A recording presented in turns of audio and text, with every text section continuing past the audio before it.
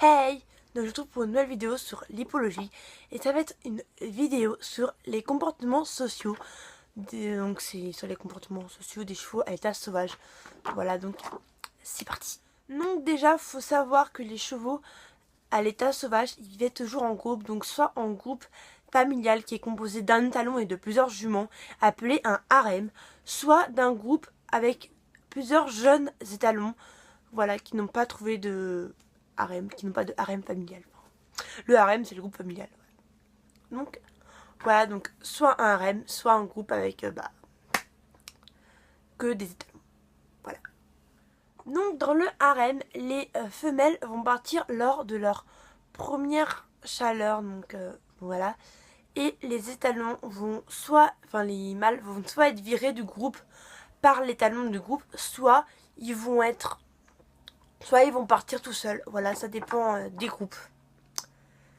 Voilà. Donc soit ils partent par eux-mêmes, soit ils sont forcés par l'étalon.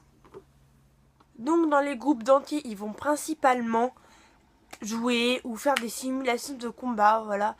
Sauf que à l'âge de 5 ans, ils vont quitter ce groupe de mâles célibataires et ils vont essayer de créer un harem, donc soit avec des juments qui quittent leur harem familial, des jeunes juments qui viennent de quitter leur harem familial, soit ils défient un étalon. Donc souvent quand ils défient un étalon, c'est que c'est un vieil étalon qui est en fin de vie et du coup ils vont le défier, parce qu'un jeune étalon ne va pas défier un autre jeune étalon qui a plus fort que lui, sachant que quand ils se défient c'est des combats à la mort. Donc voilà.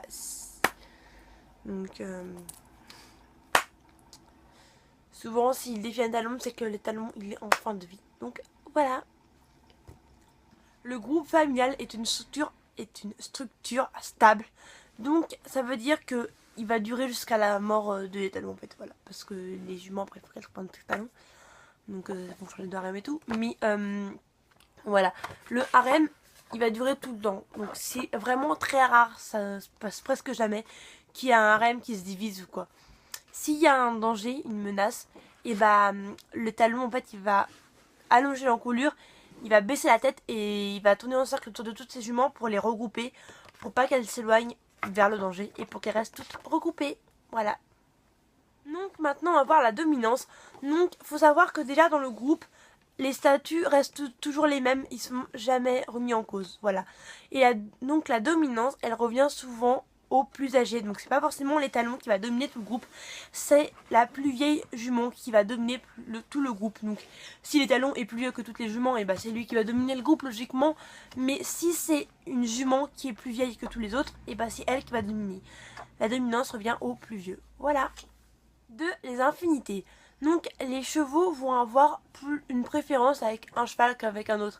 C'est comme nous, on a nos potes, on a nos ennemis entre guillemets. Enfin voilà, il y a des gens qu'on préfère, il y a des gens qu'on aime moins. Et eux c'est pareil, exactement.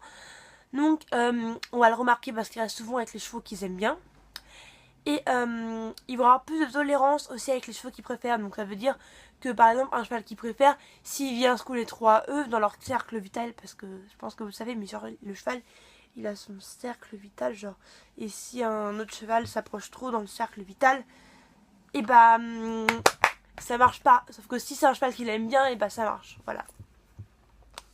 Voilà. Donc les chevaux ont leurs préférences, ont leurs affinités.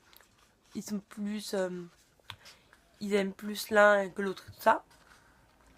Et souvent deux chevaux amis, ils ont souvent le même âge. Donc par exemple deux juments de 5 ans, elles vont souvent être plus amies qu'une jument de 5 ans et une jument de 7 ans. Voilà, donc voilà. Donc maintenant on va parler de la relation au sein des groupes. Donc les différents groupes restent assez éloignés. Ils se partagent quand même l'accès à l'eau et à la nourriture. Donc voilà, les trucs de base, voilà. Donc ils se partagent juste ça, et le reste, ils n'en parlent pas. Voilà, ils se parlent pas forcément. Bon, il y a quand même une hiérarchie entre les groupes, mais voilà, souvent c'est il y a un groupe qui reste là, un groupe qui reste là, un groupe qui reste là-bas, il y a un groupe qui reste là-bas. Ils vont pas venir se faire chier, ils vont pas venir dire oh toi tu dégages. Non, ils se laissent tranquilles, ils vont chacun de leur côté et puis voilà. Donc voilà. Donc voilà, cette vidéo est maintenant terminée et elle m'a fait très plaisir de vous la tourner.